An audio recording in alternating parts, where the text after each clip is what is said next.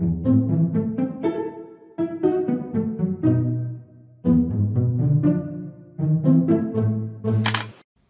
Moussaillon, je suis le capitaine et je vous souhaite la bienvenue à bord. Aujourd'hui, je vous propose de lever l'ancre pour Ernest et Célestine, voyage en charabie. Et oui, je vous rassure, ils font bien un jeu de mots dans le film avec charabia. Alors que tout le monde se prépare pour aller enfin voir le dernier Avatar au cinéma, que je n'attends pas spécialement, je ne vais pas vous le cacher, mais d'ailleurs techniquement, on peut le considérer comme un film d'animation ou pas? Ah, je suis désolé. Si Disney considère ces films comme des classiques d'animation, Avatar, la question est posée. N'hésitez pas.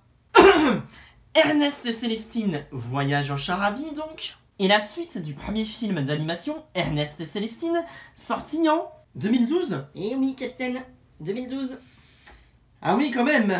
Reprend la suite des aventures de notre duo principal, à savoir Ernest, un ours, et Célestine, une souris, qui vont devoir réparer le violon d'Ernest suite à un accident. Et oui, je sais, le violon a un nom assez spécial, à savoir le Stradivarius. Mais je ne le prononcerai ici qu'une seule fois, parce que sinon le tournage va durer 3 heures.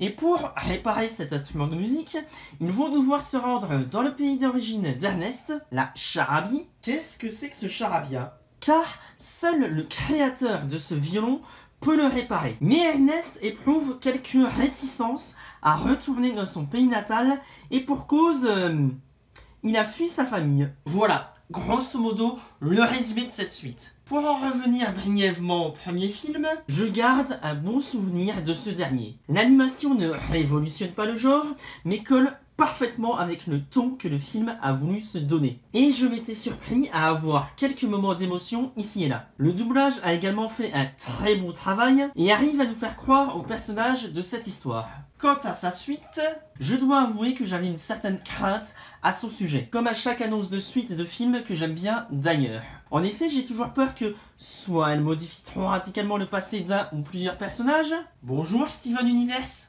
Other Friends, toujours la meilleure chanson de méchante qui soit, Disney compris. Soit elle case des personnages qui n'auraient pas dû l'être. Bonjour Dragon 3, heureusement que tu as eu le court-métrage après qui m'a un peu fait accepter cette suite. Mais quand même. Et dans le cas du film du jour, alors on est plus proche du premier cas que du second, mais malgré tout, j'ai bien aimé le visionnage de ce film. C'est ce que j'appelle un film innocent, maladroit par moments, mais qui veut bien faire. Si bien qu'à titre personnel, je lui pardonne ses maladresses. Et on va commencer donc par les qualités de ce dernier. Déjà, le doublage est vraiment bon. Les comédiens sont impliqués dans leur travail et ça se sent. Autant pour les anciens que pour les nouveaux personnages. L'animation est également à l'image du premier film de bonne facture, même si par moments, certains mouvements manquent de fluidité. On sent malgré tout bien l'hommage à la bande dessinée que le film veut se donner.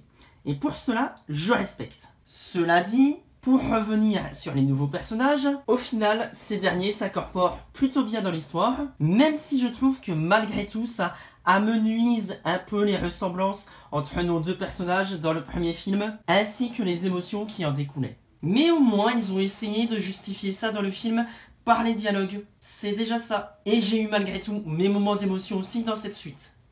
Donc, ok.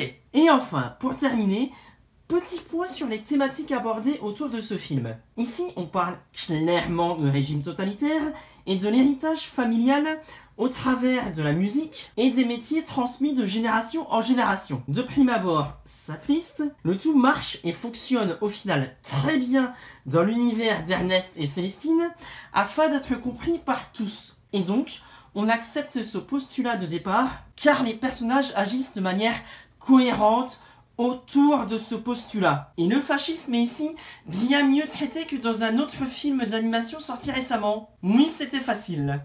Ceci étant, blague à part, à l'heure actuelle, si je devais donner une note personnelle à ce film,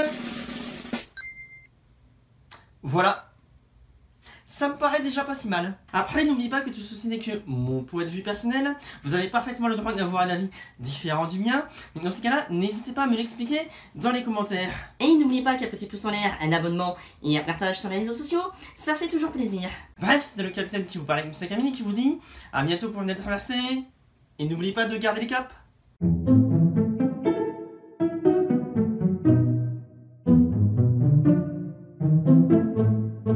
Le Stradivarius.